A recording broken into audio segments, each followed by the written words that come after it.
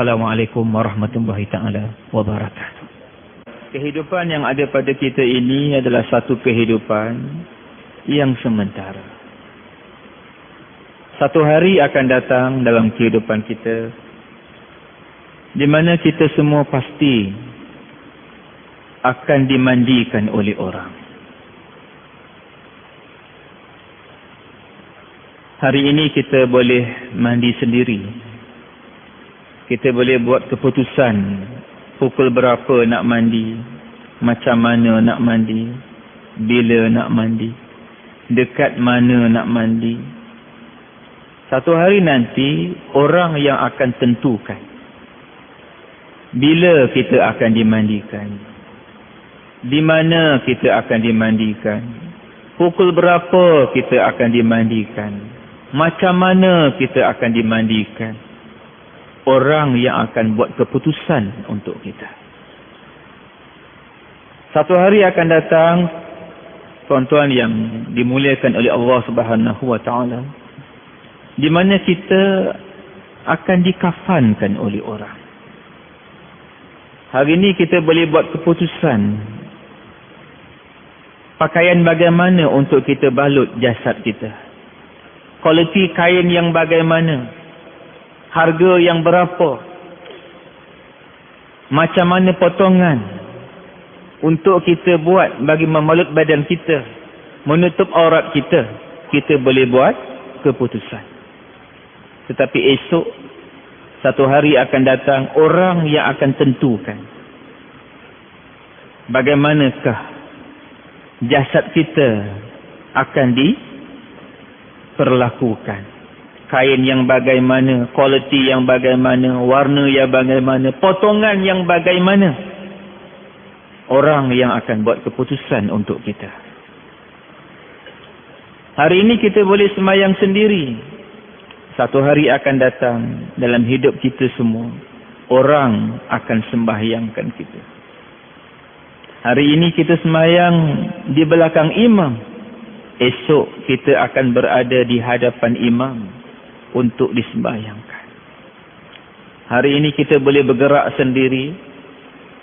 Satu hari akan datang, orang akan menggerakkan kita. Orang akan mengusung kita. Dan kita akan dibawa ke tanah perkuburan.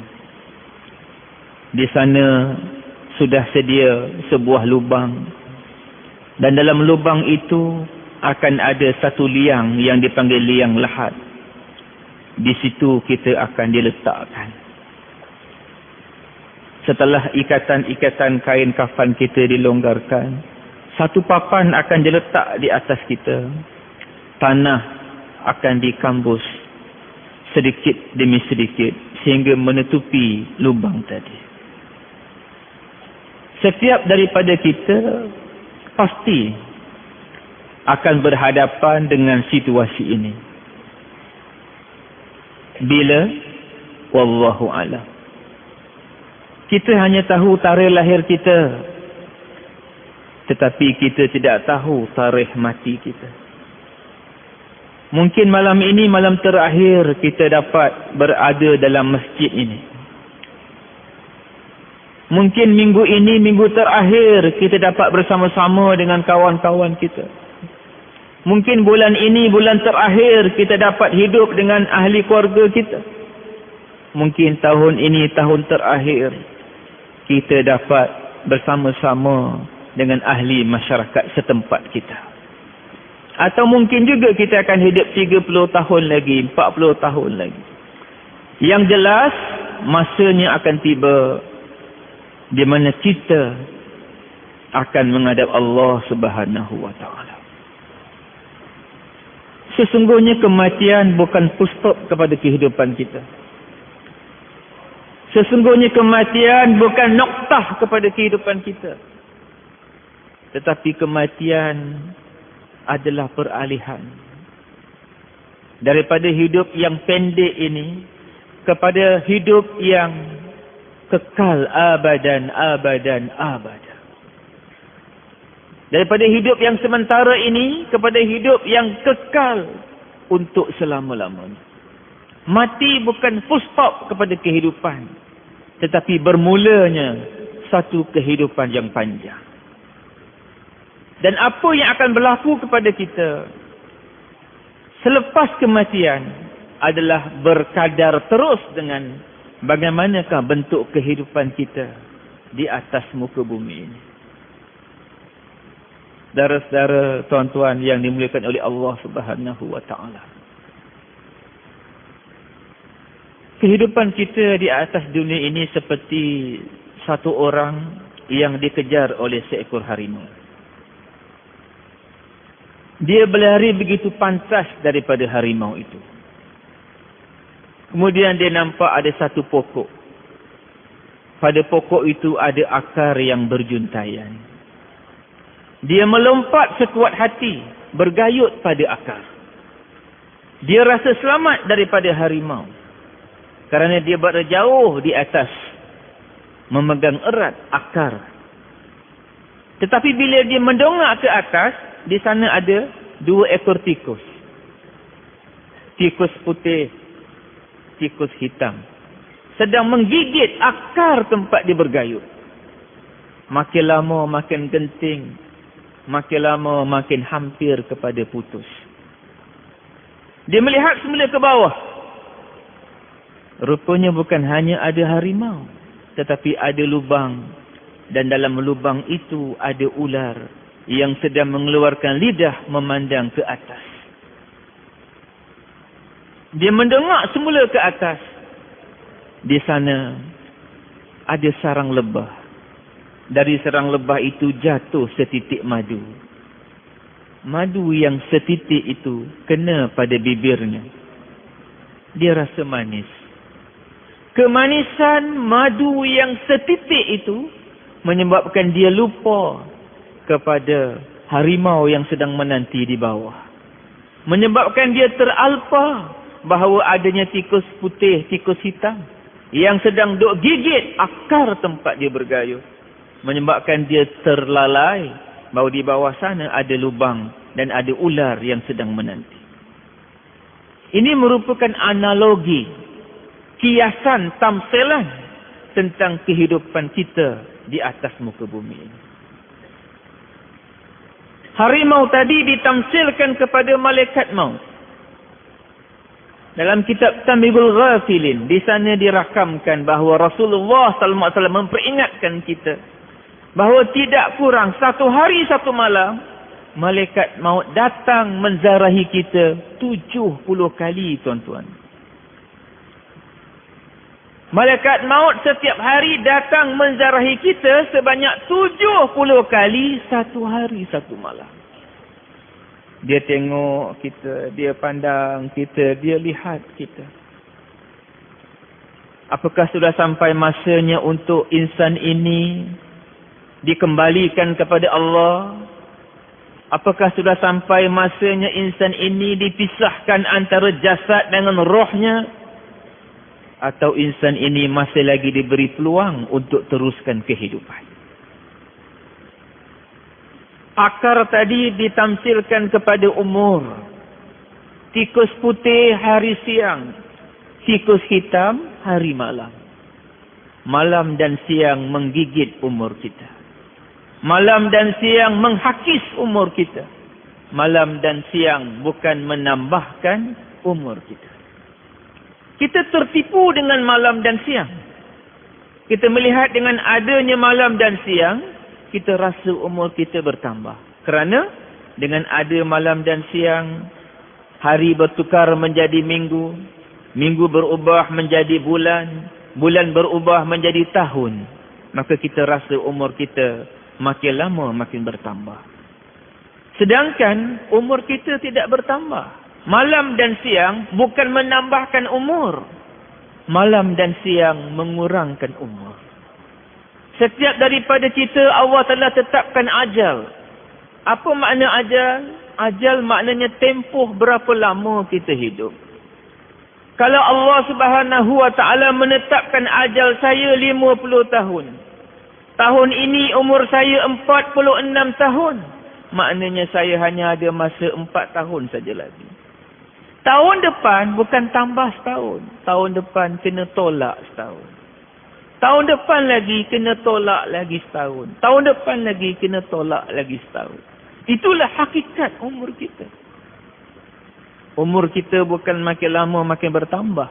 Umur kita makin lama makin sedikit. Lubang tadi ditamsilkan kepada kubur. Ular tadi ditamsilkan kepada azab.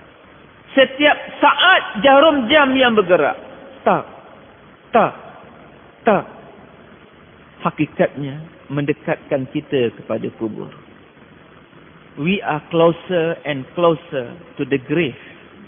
Every second. Setiap saat sebenarnya menghampirkan kita kepada kubur, tuan-tuan. Setiap saat sebenarnya kita bertambah hampir dengan kubur. Zahirnya kita bergerak dari rumah ke masjid. Kita sedang bergerak ke kubur. Dari masjid kita bergerak ke kedai. Kita sedang bergerak ke kubur. Dari kedai kita bergerak ke rumah. Kita sedang bergerak ke kubur. Setiap saat menghampirkan kita kepada kubur. Tuan-tuan, sedang jemaah yang dikasihi sekalian. Kubur adalah perhentian yang pertama. Ini yang menyebabkan Sayyidina Uthman radhiyallahu anhu menangis apabila melalui tanah perkuburan. Bila ditanya, wahai Uthman, mengapa kamu menangis? Uthman berkata, kamu tahu tak ini apa? Ini adalah kubur. Kubur adalah perhentian yang pertama. Kalau dikubur kita bahagia, maka akan bahagialah di perhentian-perhentian yang lain. Padang mahsyar akan mudah, sirat akan mudah. Tetapi kalau kubur sudah susah, kalau kubur sudah payah, maka akan sulit kita nantinya di perhentian-perhentian yang lain. Madu tadi ditamsilkan kepada dunia ini. Berapa ramai daripada manusia, asbab dunia yang sedikit, mereka lupa adanya malaikat maut yang datang setiap hari menziarahinya. Mereka teralpa bahawa umur mereka dimamah oleh malam dan siang. Umur mereka dihakis oleh malam dan siang. Umur mereka bukan bertambah, tetapi makin hari makin berkurangan asbab malam dan siang.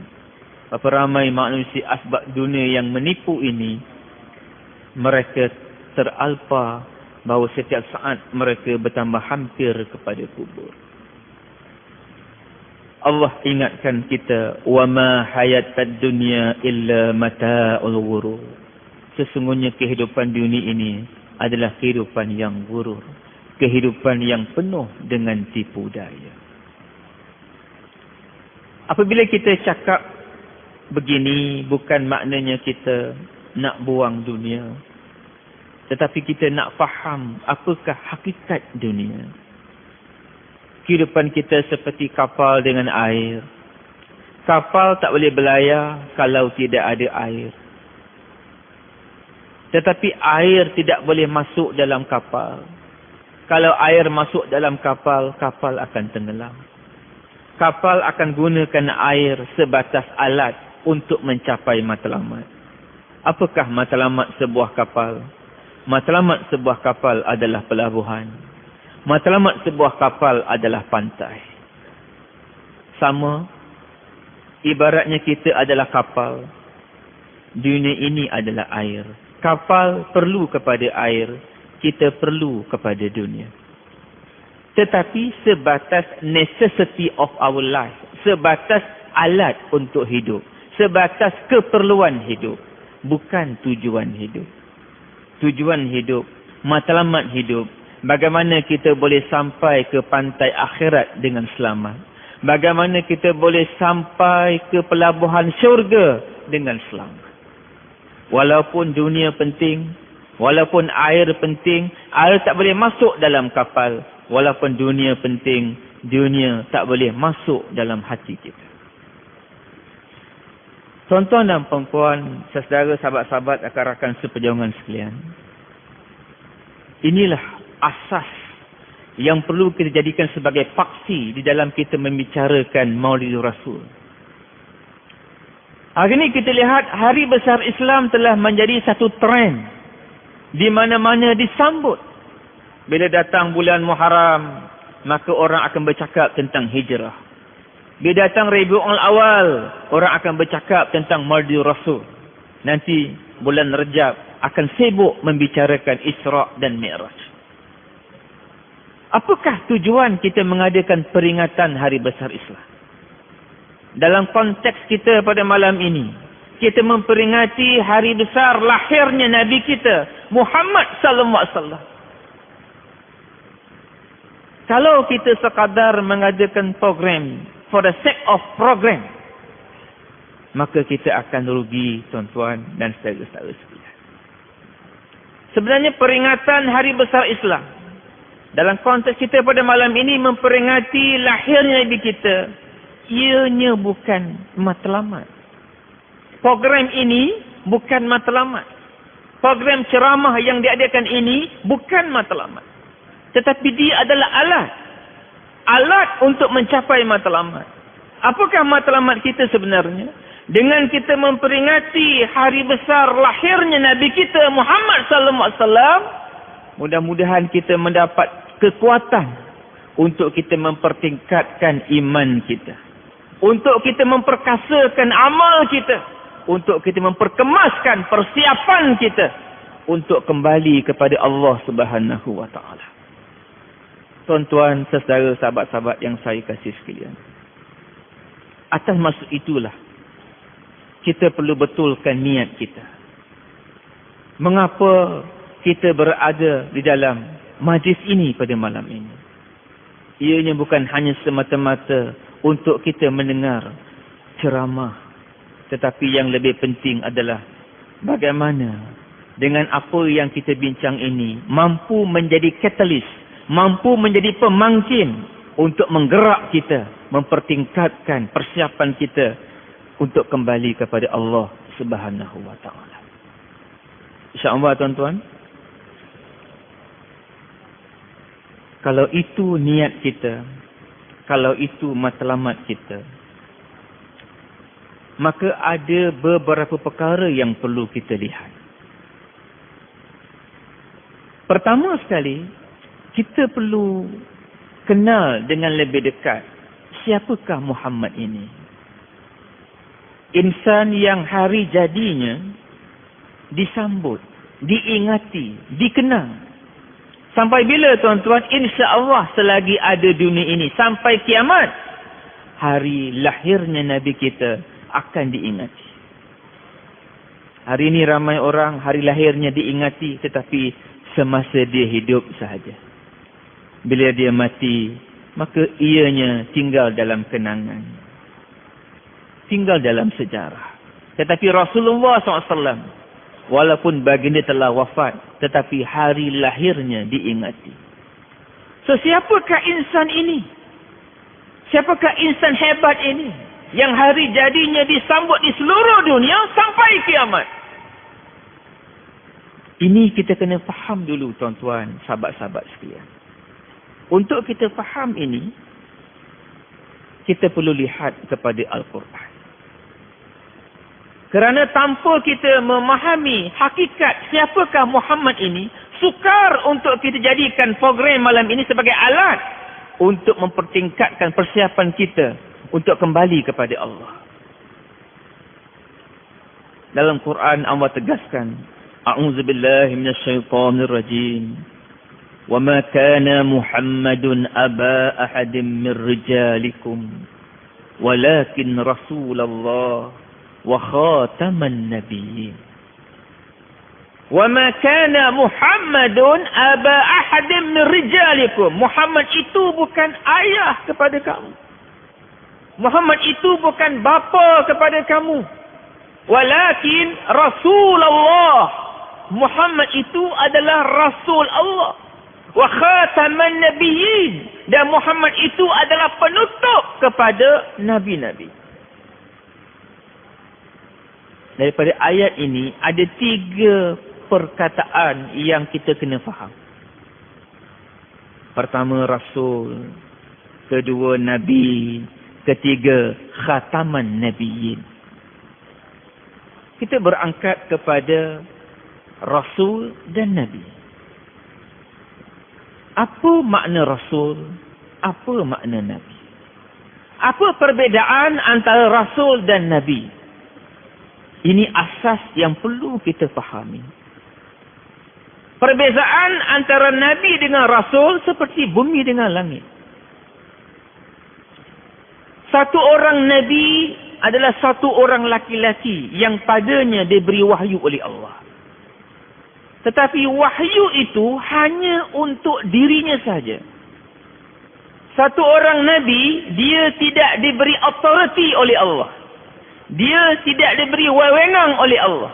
Dia tidak diberi mandat oleh Allah untuk menyampaikan wahyu yang dia dapat kepada orang lain. Satu orang Nabi hanya bertanggungjawab untuk terima wahyu dan amalkan wahyu dalam kehidupannya. Kehidupannya menjadi contoh kepada umatnya, kepada masyarakat di mana ia diutuskan. Dia tidak diberi pertanggungjawaban. Dia tidak diberi tauliah oleh Allah untuk sampaikan wahyu yang didapat kepada orang lain. Satu orang Nabi hanya layak untuk sampaikan wahyu yang dia dapat kepada orang lain apabila mereka dilantik menjadi Rasul. Selagi satu orang Nabi tidak dilantik menjadi Rasul, maknanya dia tak diberi authority untuk berbuat demikian. Apabila Allah tegaskan dalam Al-Quran, وَمَا كَانَ مُحَمَّدٌ أَبَا أَحَدٍ مِّن رِجَالِكُمْ وَلَكِنْ رَسُولَ اللَّهِ, maknanya Muhammad itu adalah satu orang Nabi yang telah dilantik oleh Allah sebagai Rasul. Maka sebagai Rasul, dia diberi authority oleh Allah. Dia diberi mandat oleh Allah. Dia diberi tanggungjawab oleh Allah untuk sampaikan wahyu itu kepada orang lain. Tetapi apabila Allah letakkan selepas itu perkataan wa khataman nabiyyin, wa ma kana Muhammadun aba ahadin min rijalikum walakin Rasulullah wa khataman nabiyyin. Muhammad itu adalah penutup kepada nabi-nabi. Untuk jadi Rasul, mesti jadi Nabi dulu. Tidak mungkin satu orang Rasul jadi Rasul tanpa jadi Nabi. Nabi merupakan prasyarat untuk jadi Rasul. Apabila Allah kata Muhammad itu khataman nabiyyin, maknanya dia juga adalah merupakan Rasul yang terakhir. Bila Allah tegaskan Muhammad Nabi penutup, maknanya Muhammad Rasul penutup. Sebagai Rasul penutup, ada 3 perbezaan besar antara Muhammad sallallahu alaihi wasallam dengan seluruh Rasul-Rasul yang lain. Pertama, Rasul sebelum Muhammad dihantar oleh Allah for certain people only.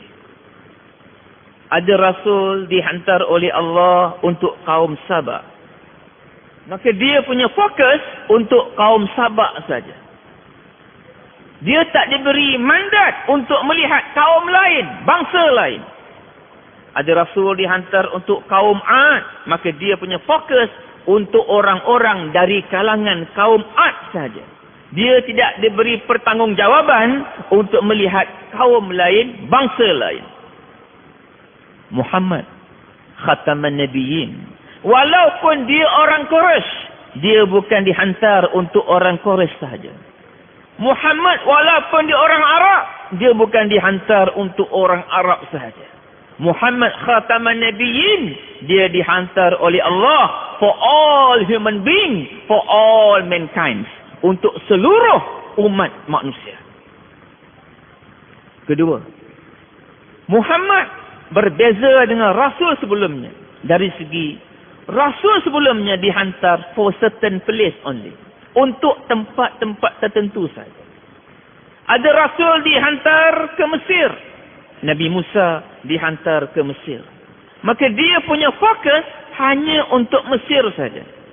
Dia tidak diberi pertanggungjawaban untuk melihat orang di negara yang lain. Ada rasul yang dihantar ke Madian, ada rasul dihantar ke Palestin. Maka fokusnya, teritorinya adalah orang-orang di dalam negara, tempat di mana mereka dihantar. Mungkin sebuah qaryah, mungkin sebuah negeri, mungkin sebuah negara. Tetapi Rasulullah SAW, walaupun dia lahir di Mekah, dia bukan dihantar untuk Mekah saja. Walaupun dia berpindah ke Madinah, dia bukan untuk Madinah saja.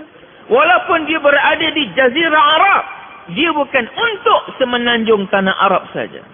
Sebagai khataman nabiyyin, Allah menghantar Muhammad untuk seluruh manusia di seluruh alam. Tuan-tuan, Muhammad dihantar oleh Allah untuk seluruh manusia di seluruh alam.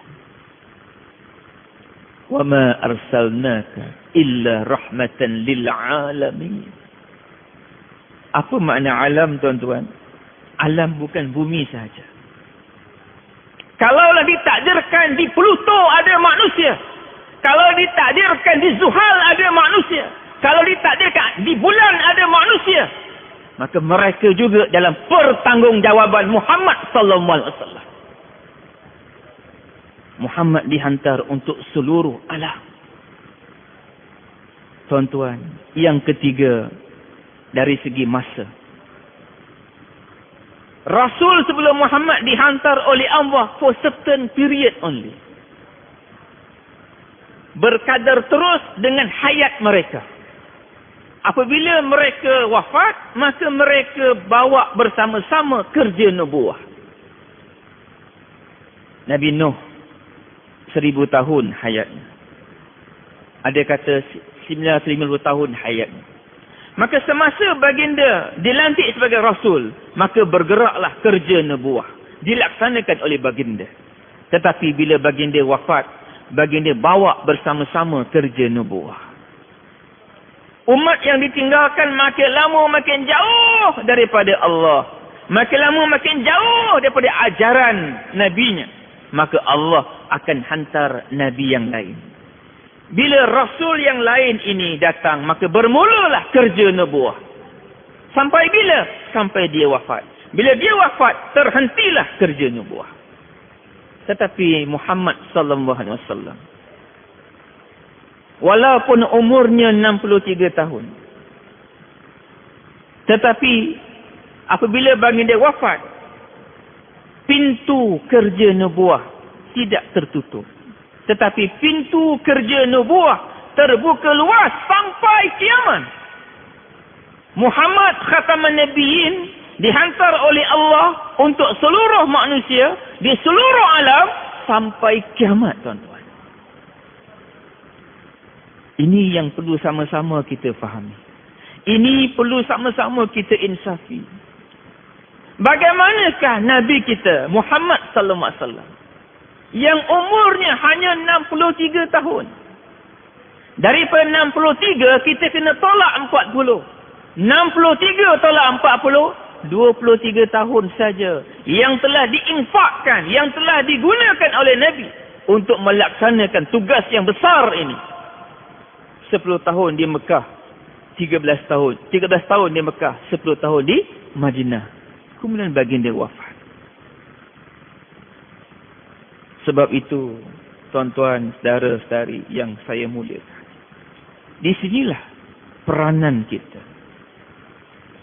Di sinilah peranan kita sebagai umat Muhammad sallallahu alaihi wasallam.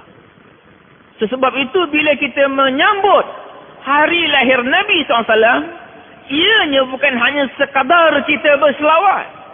Ianya bukan hanya sekadar kita berarak. Ianya bukan sekadar kita berzanji, bermahaban. Tetapi yang lebih penting, bagaimana kerja Nabi ini dapat kita laksanakan. Bagaimana fikir Nabi, risau Nabi dapat kita teruskan.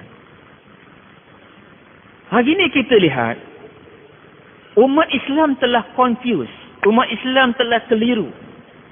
Apakah tugas asasiah kita sebagai orang Islam? Kalau kita tanya umat Islam, what is your primary duty as a Muslim? Apakah tugas asasia anda sebagai seorang Islam? Rata-rata jawapan yang diberi adalah, tugas kami sebagai orang Islam adalah untuk beribadat kepada Allah. Full stop. Ayat yang dijadikan nas, ayat yang dijadikan hujah, dalil untuk menguatkan statement ini adalah وَمَا خَلَقْتُ الْجِنَّ وَالْإِنسَ إِلَّا لِيَعْبُدُونَ. Tidak kami jadikan manusia dan jin melainkan untuk beribadat kepada Allah. وَمَا خَلَقْتُ الْجِنَّ وَالْإِنسَ إِلَّا لِيَعْبُدُونَ. Tidak kami jadikan jin dan manusia kecuali untuk beribadat kepada Allah.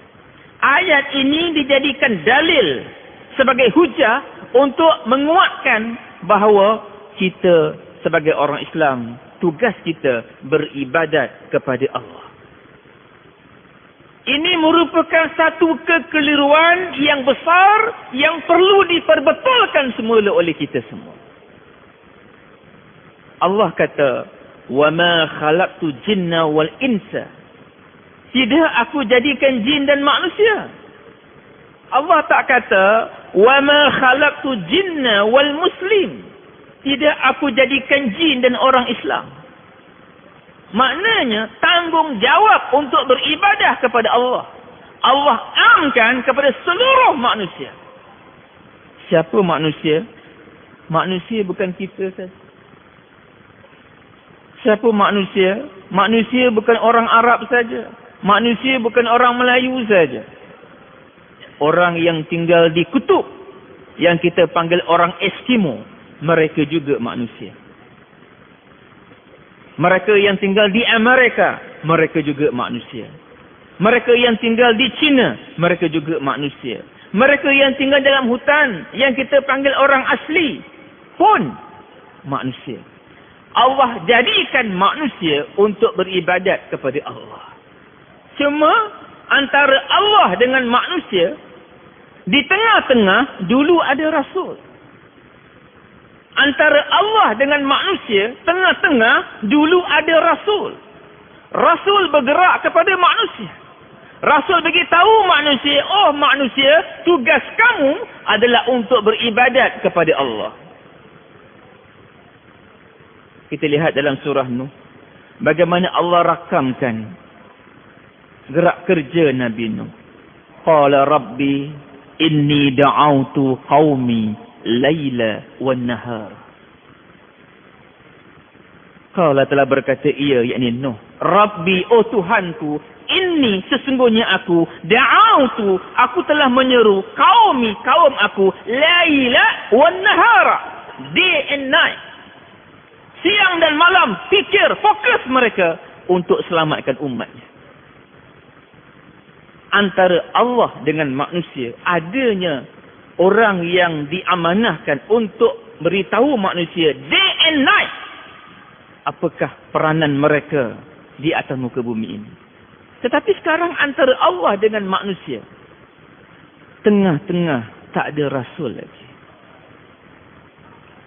Antara Allah dengan manusia, tengah-tengah tak ada Rasul lagi, tuan-tuan.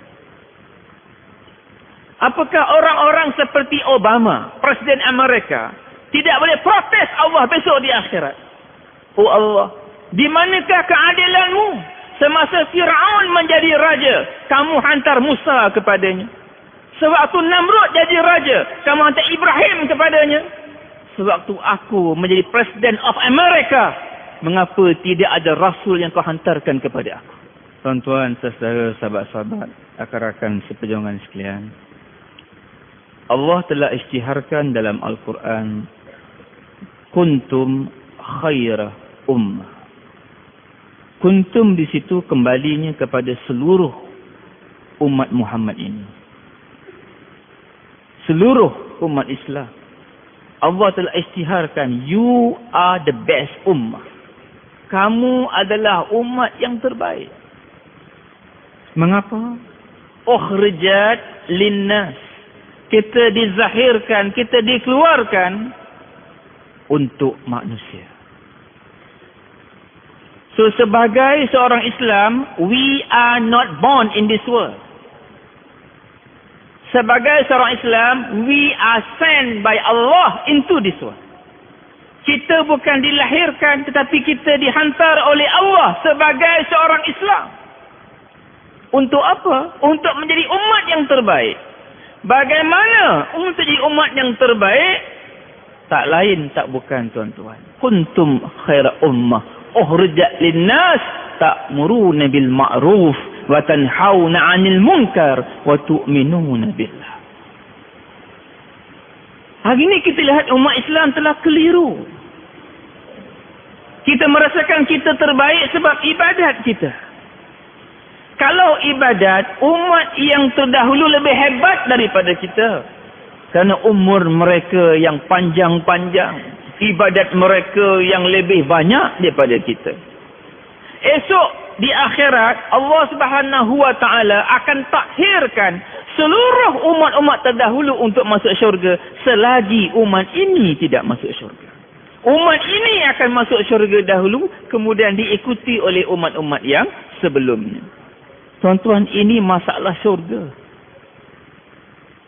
Hari ini kalau kita berbaris untuk masuk tandas, tuan-tuan. Tiba-tiba datang satu orang potong queue, terus masuk. Kita akan tegur dia. Sahabat, tolong beratur. Kita pun nak buang air juga. Turn by turn. Itu masalah tandas. Ini masalah syurga, tuan-tuan. Apakah umat-umat terdahulu tak akan protes pada Allah? Oh Allah, di manakah keadilanmu? Kami datang dulu. Kami sepatutnya masuk syurga dulu. Apa yang membedakan kita dengan mereka? Mereka adalah umat abid.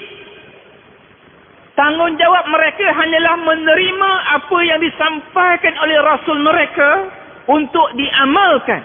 Full stop. Tapi kita umat Muhammad, kita ada dua tugas.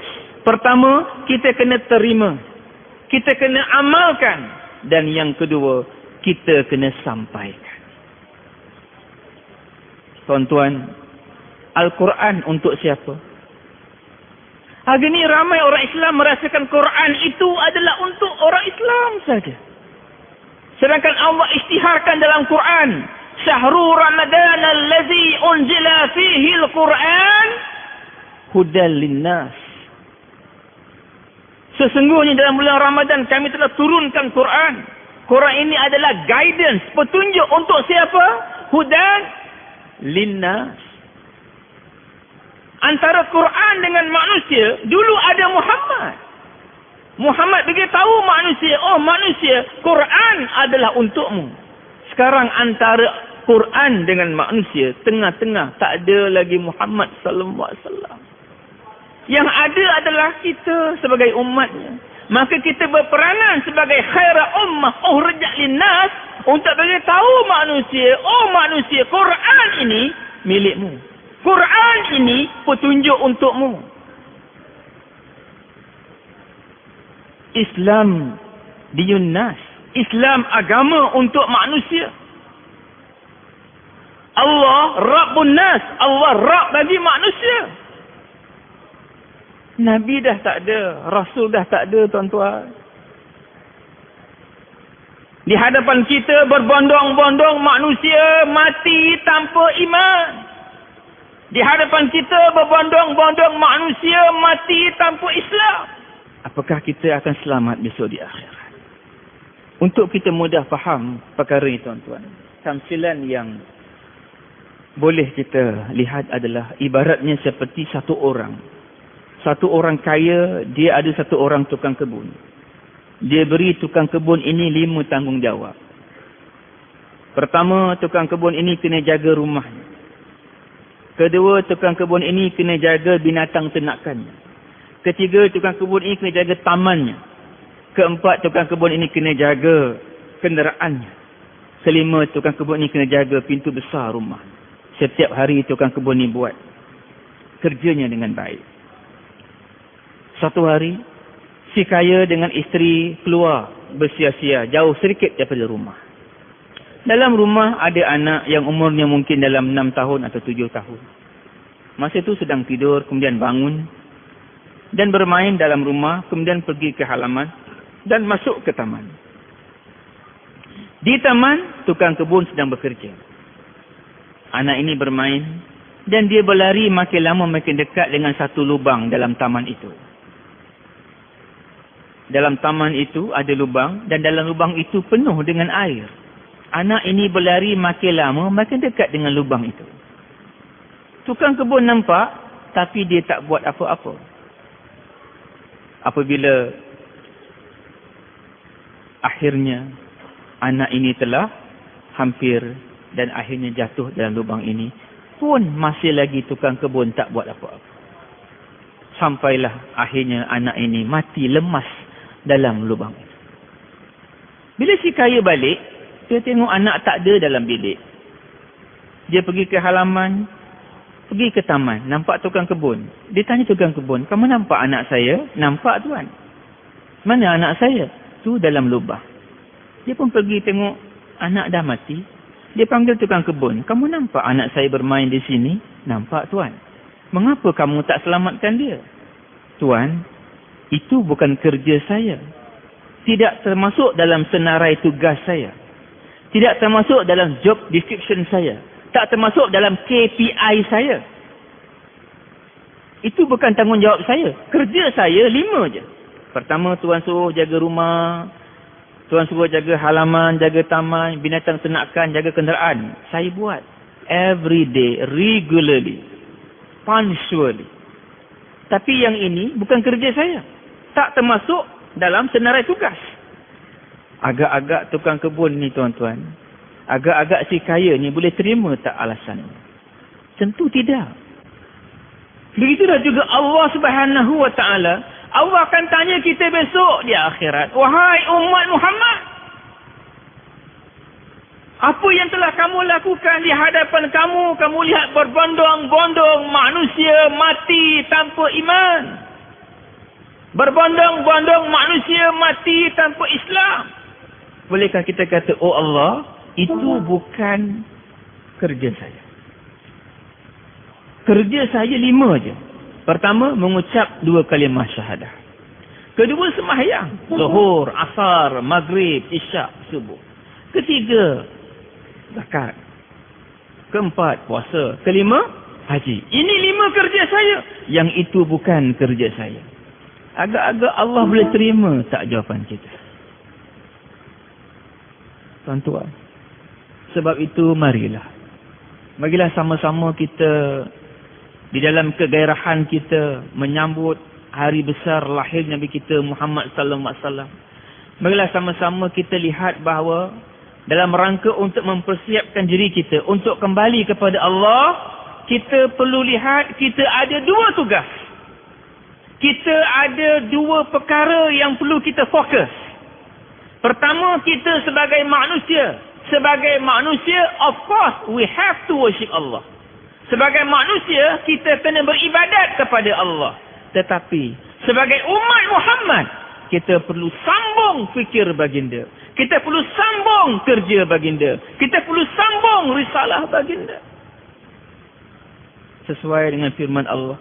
وَمَنْ أَحْسَنُ قَوْلًا مِّمَّنْ دَعَا إِلَى اللَّهِ وَعَمِلَ صَالِحًا وَقَالَ إِنَّنِي مِنَ الْمُسْلِمِينَ.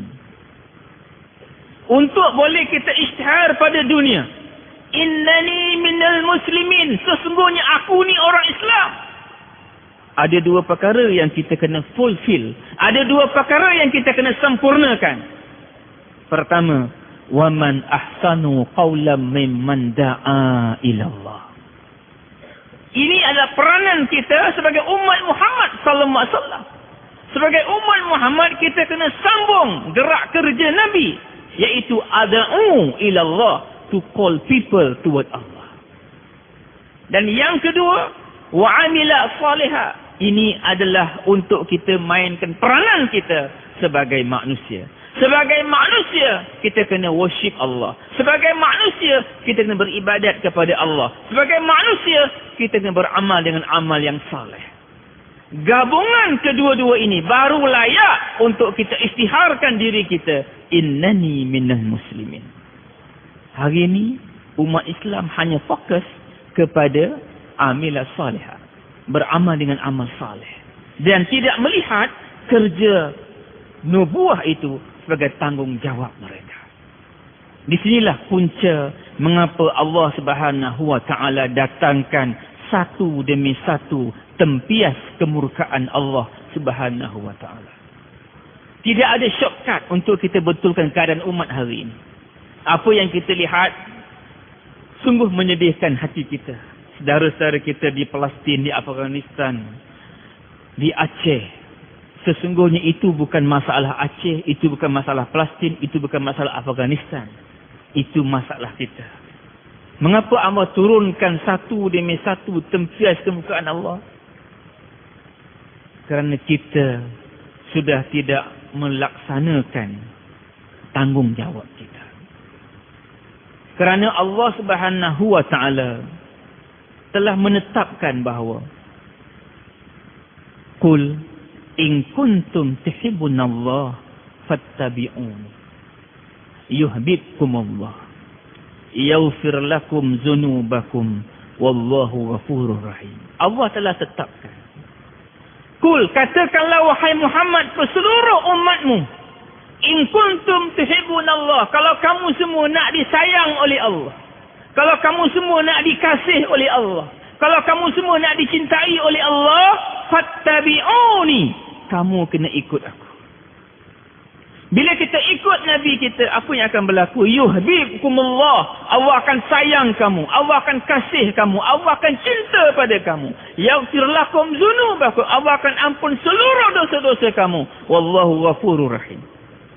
Tapi hari ini apa yang kita lihat, seolah-olah Allah tak sayang umat Islam ini, tuan-tuan. Umat Islam disembelih, umat Islam dibedil, umat Islam diperlakukan seperti anjing kurap dalam negara mereka. Seolah-olah Allah tak sayang umat ini, tuan-tuan. Sedangkan Allah Maha Pengasih, Allah Maha Penyayang. Allah telah tetapkan, Qul in kuntum tuhibbunallah fattabi'uni. Kalau kamu nak disayang oleh Allah, nak dikasih oleh Allah, nak dicintai oleh Allah, fattabi'uni, kamu kena ikut aku. Aku di situ kembalinya kepada Muhammad sallallahu alaihi wasallam. Tuan-tuan, apa yang nak kita ikut? Ini satu lagi kekeliruan yang perlu kita perbetulkan. Apa yang nak kita ikut, tuan-tuan? Adakah janggutnya sahaja? Adakah serbannya sahaja? Adakah jubahnya sahaja?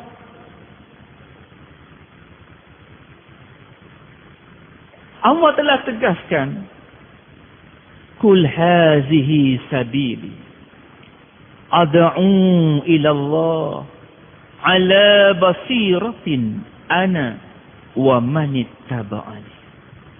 Qul, katakan wahai Muhammad ke seluruh umatmu, hazihi sabili, inilah satu-satunya jalan. Kalau kita nak ittiba' Rasul, nak ikut Muhammad, tak ada banyak jalan, hanya ada satu jalan saja, tuan-tuan. Satu jalan saja. Kalau kita nak Allah sayang kita, kita kena ikut Muhammad. Dan tidak ada banyak jalan. Jalannya hanya satu saja. Apakah jalan itu? Qul hazihi sabili ad'u ila Allah. Ajak manusia kepada Allah. Ini induk sunnah. Kerana inilah Allah hantar Rasul. Kerana inilah Allah hantar Muhammad. To call people toward Allah. Ini yang perlu kita ittiba'. Ini yang perlu kita jadikan asas dalam kehidupan kita sebagai umat Muhammad sallallahu alaihi wasallam. Qul hazihi sabili ad'u ila Allah ala basirati. Atas perkara yang jelas, yang benar, yang hak, yang terang. Ana aku wa manittaba'ani, dan mereka-mereka yang mengatakan mereka mengikuti aku. Mereka yang mengatakan mereka umatku. Kalau kita kata kita umat Muhammad, maka kita perlu ambil jalan ini. Inilah prasyarat untuk Allah sayang umat ini. Jika tidak, Allah akan takhirkan kasih sayang. Tuan-tuan, untuk itu, marilah sama-sama untuk kita membetulkan keadaan umat ini. Tidak ada jalan pendek. Kita perlu bangunkan semula kerja Nabi sallallahu alaihi wasallam. Di sinilah sebenarnya asas kasih sayang Allah ke atas kita. Apa yang berlaku kepada Ahlu Badar, 313 orang mampu untuk kalahkan tentera musuh yang ramai. Allah hantar malaikat bersama dengan mereka. 313 boleh mampu untuk kalahkan tentera musuh yang hebat, yang ramai. Kerana apa? Kerana kasih sayang Allah bersama dengan mereka. Mengapa kasih sayang Allah bersama dengan mereka? Sehingga Allah beri cash bantuan kepada mereka. Wa ukhra tuhibbunnaha nasrum minallah wa fathun qarib wa basyiril mu'minin. Allah beri kepada umat terdahulu, tuan-tuan. Pertama, nasrum minallah, bantuan Allah, cash. Wa fathun qarib, fatah yang cepat. Wa basyiril mu'minin, kegembiraan kepada mereka. Hari ini di mana nusrah Allah? Hari ini di mana fatah yang Allah janjikan? Kita menunggu-nunggunya, tuan-tuan. Percayalah, ianya juga akan datang. Tetapi prasyaratnya adalah kita perlu bangunkan semula kerja Nabi sallallahu alaihi wasallam. Hadirin hadirat yang saya kasih sekalian, masa agak mencemburui kita. Jam sudah menunjuk 8.51. Kesimpulan daripada apa yang kita bincang ini, tuan-tuan, pertama, kita perlu lihat bahawa sebagai umat Muhammad sallallahu alaihi wasallam memperingati hari besar baginda bukan hanya sekadar kita berselawat, bukan hanya sekadar kita berarak tetapi sebagai umat Muhammad kita perlu bangunkan risalah baginda, kita perlu teruskan perjuangan baginda. Sesungguhnya sebagai umat Islam kita ada dua tugas. Tugas yang pertama sebagai manusia, sesuai dengan firman Allah, wa ma khalaqtul jinna wal insa illa liya'budun. Tugas kita sebagai manusia, of course, we have to worship Allah. Kita kena beribadat kepada Allah. Mana mungkin kita mengajak orang, tapi kita biarkan diri kita dalam keadaan jauh daripada Allah. Ya ayyuhallazina amanu lima taquluna ma la taf'alun. Kabura maqtan indallahi an taqulu ma la taf'alun. Sangat besar kebukaan Allah kepada mereka yang bercakap tapi tak amalkan apa yang dicakap. So kita kena letakkan diri kita dalam kerangka abid, dalam kerangka ibadah kepada Allah. Kerana itu tugas kita yang asasi sebagai manusia. Tetapi tugas kita sebagai umat Muhammad sallallahu alaihi wasallam, kita perlu sambung fikir baginda, risau baginda. Hadirin hadirat yang saya kasih sekalian, mudah-mudahan Allah memberi saya kekuatan untuk kita menggunakan baki hayat kita yang masih ada ini dengan sebaik-baiknya, dengan menunaikan peranan dan tanggungjawab kita dalam erti kata yang sebenarnya. Pertama, tugas kita sebagai manusia. Kedua, tugas kita sebagai umat Muhammad sallallahu alaihi wasallam. Demikian saja yang saya dapat sampaikan pada malam ini. Yang baik daripada Allah Subhanahu wa taala, yang buruk daripada kelemahan saya sendiri. Kalau ada kata-kata saya yang mungkin tak sedap dirasa, tak senang di hati, saya muncul dari 10 mohon kemaafan. Apa yang penting, tuan-tuan, tetap dalam hati kita, insya-Allah, untuk kita belajar untuk buat usaha yang sangat penting ini. Saya teringat ada satu kisah Maulana Ilyas rahmatullah alaih. Suatu baginda, suatu beliau dalam keadaan gering, sakit. Maka satu orang ulama telah datang. Maulana Ilyas masa tu susah nak cakap, suara tak dengar. Maka pada masa itu Maulana Ilyas telah cakap dengan anak dia. Anak dia sampaikan kepada orang alim ini. Apa dia, tuan-tuan? Isi daripada percakapan dengan Ilyas, iaitu tentang pentingnya kerja ini. Maka ulama ini telah berkata, mengapa aku tak diberitahu lebih awal? Sewaktu aku kuat, sewaktu aku sihat, sewaktu aku hebat, sewaktu aku muda dulu. Baru sekarang diberitahukan aku tentang perkara ini. Maka kata Maulana Ilyas, dulu kamu tak layak buat usaha ini. Sekarang kamu layak untuk buat usaha ini. Maknanya apa, tuan-tuan? Sesungguhnya usaha ini bukan usaha untuk popular, Usaha ini bukan usaha untuk dapat nama dan pangkat, untuk dapat dunia. Tapi usaha ini perlu kita dilaksanakan dengan penuh keikhlasan hati. Sedar diri bahawa kita adalah umat Muhammad sallallahu alaihi wasallam. Di atas bahu kita ada amanah yang besar yang perlu kita laksanakan. Atas masa itu, marilah kita azam untuk kita keluar jalan Allah Subhanahu wa taala dengan mengikut tertib dan nisab yang telah disusun oleh ulama-ulama kita. Mengikut kadar kemampuan kita ke hujung-hujung dunia insya-Allah. Mudah-mudahan Allah terima saya dan terima tuan-tuan. Sekian, assalamualaikum warahmatullahi taala wabarakatuh.